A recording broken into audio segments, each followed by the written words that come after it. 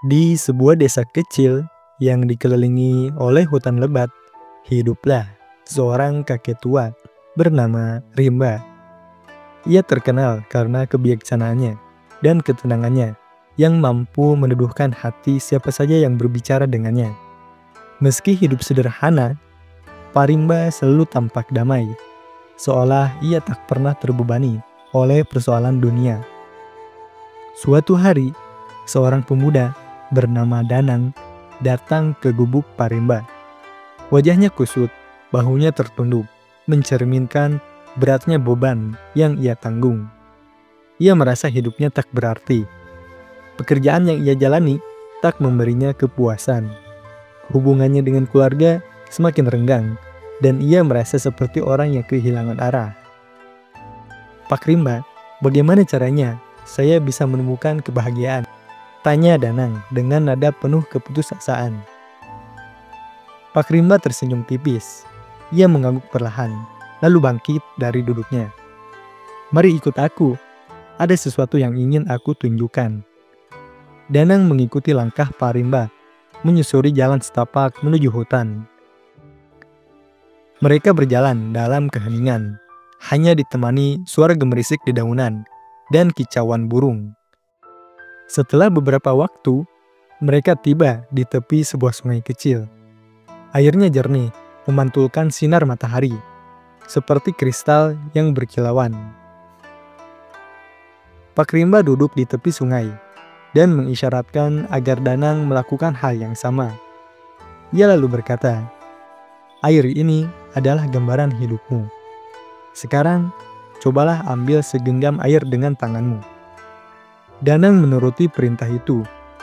Ia mencelupkan tangannya ke sungai dan mencoba menggenggam air sebanyak mungkin.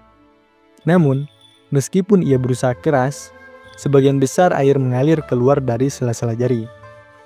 "Kau lihat, nak," kata Pak Rimba sambil tersenyum.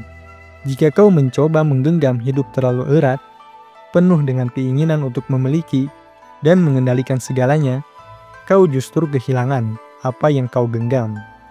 Hidup tak bisa dipaksa." Danang mengerutkan kening, mencoba mencerna kata-kata itu. "Lalu, bagaimana cara yang benar untuk menjalani hidup?" tanyanya. Pak Rimba mengambil telapak tangan Danang dan berkata, "Sekarang, buka tanganmu dan biarkan air mengalir di atasnya, tanpa menggenggamnya." Danang membuka telapak tangannya. Kali ini, air tetap mengalir lembut di atas kulitnya, tanpa terbuang percuma. "Hidup itu seperti air," kata Pak Rimba. "Kau harus belajar menerima aliran hidup sebagaimana adanya. Jangan terlalu keras menggenggam, tapi jangan pula mengabaikannya. Ambil secukupnya, nikmati prosesnya, dan biarkan sisanya mengalir." Setelah itu, Pak Rimba mengambil sebutir biji dari kantong kecil yang ia bawa. Ia menyerahkannya kepada Danang sambil berkata, "Tanamlah biji ini di rumahmu, rawat dengan sabar, berikan air secukupnya, dan biarkan ia tumbuh.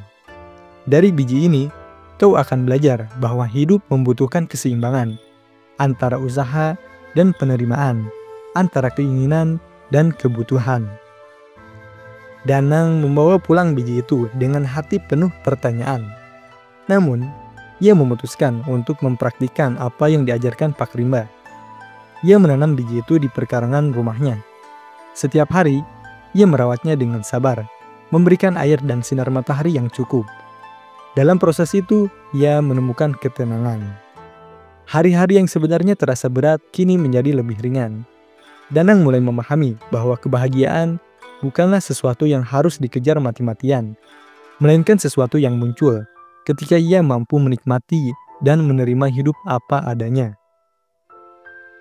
Setahun berlalu, Danang kembali menemui Pak Rimba. Kali ini, ia datang dengan wajah cerah dan senyum lebar. "Pak Rimba, terima kasih. Saya paham sekarang. Hidup bukan tentang menggenggam semuanya, tapi tentang belajar menerima dan memberi dengan seimbang." Pak Rimba tersenyum puas. "Kau telah memahami inti kehidupan. Ingat, kebahagiaan bukanlah tujuan akhir, melainkan cara kau menjalani setiap langkah dalam perjalanan hidupmu. Sejak hari itu, Danang hidup dengan cara yang berbeda. Ia lebih banyak bersyukur, lebih sabar, dan lebih damai. Setiap kali menghadapi kesulitan, ia teringat pelajaran dari Pak Rimba dan sungai kecil di hutan. Kini, ia pun sering membagikan kebijaksanaan itu kepada orang lain. Ia mengatakan, "Jika kau ingin belajar tentang hidup, pergilah ke sungai dan biarkan air mengajarkanmu.